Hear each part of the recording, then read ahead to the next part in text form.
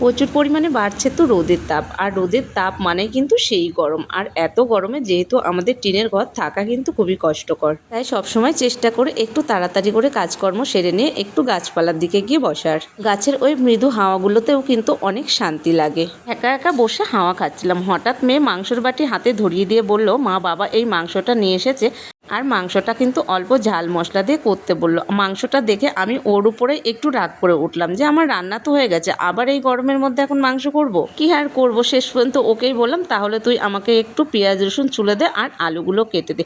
ও মাংসটা আগে থাকতেই ধুয়ে নিয়েই এসেছিল, তারপরে কিন্তু ও কাটাকুটোগুলো আমাকে করে দেয়। মাংসর গায়ে আমি একটু হলুদ লবণ আর সর্ষের তেল মাখিয়ে রাখলাম। এরপরে উনান জ্বালিয়ে কড়া বসিয়ে প্রথমেই কিন্তু ধনে জিরে মৌরি আর অল্প গোটা গরম মশলা ভাজা করে নিলাম।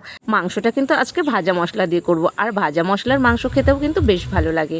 এরপরে কড়াতে তেল গরম করে আলু দিয়ে আলু একটু হলুদ লবণ দিয়ে লাল লাল করে ভেজে নিলাম। আর বাকি তেলের মধ্যে কিন্তু জিরে শুকনো লঙ্কা আর গোটা গরম মশলা ফোড়ন করে দিলাম ছোট ছোট করে কেটে রাখা পেঁয়াজ কুচি। পেঁয়াজটা ভাজা হতে হতে পাটাতে বাটবো আমি আদা, পাকা লঙ্কা আর কয়েকটা রসুনের কোয়া। এবার সমস্ত মশলা একসাথে বেটে নিয়ে কিন্তু পেঁয়াজ ভাজার মধ্যে দিয়ে দেবো, সাথে দেবো একটু হলুদ লবণ আর একটু কাশ্মীরি লঙ্কার গুঁড়ো।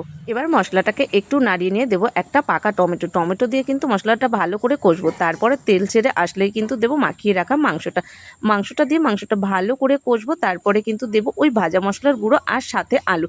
এবার সমস্ত মশলা মাংস একসাথে ভালো করে নাড়িয়ে নিয়ে দেবো কিন্তু পরিমাণ মতো ঝোল। যেহেতু আমি আজকে ভাজা মশলার মাংস করছি, তাই ঝোলটা একটু পাতলাই করব। আর ঝোল ফুটে গেলে নামানোর আগে দেবো কিন্তু গরম মশলার গুঁড়ো। এবার নামিয়ে নিলেই রেডি। এবার গরম গরম ভাত আর এরকম মাংস।